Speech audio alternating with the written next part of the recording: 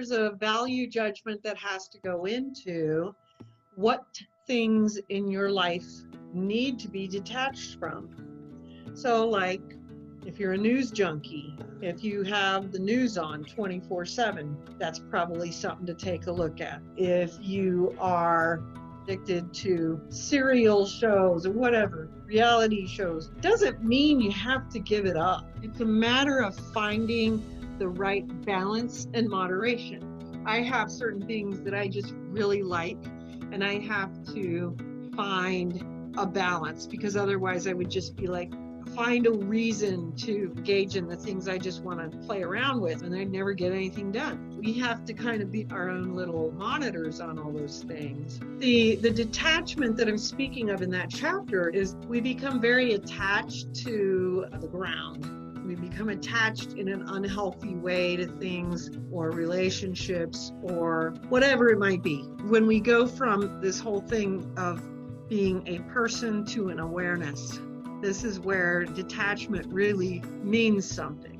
It's because in detachment, we're able to sit in awareness because our personality is not projecting out all of these threads of what I think, what I feel, and all this kind of stuff. You're able to actually be kind of more separated, and you're actually able to hear more of what other people are thinking and feeling. But the detachment is a spiritual detachment that the initiations take you through and you develop it. It's an energetic thing where it's not the unhealthy detachment that we don't want. We don't want people to detach from their families or detach from their kids or detach. We want people to understand detachment as being no longer as attached to the things of the world, attached to the things that are impermanent. We become more interested in that which is immortal rather than that which is mortal, the things that pass away.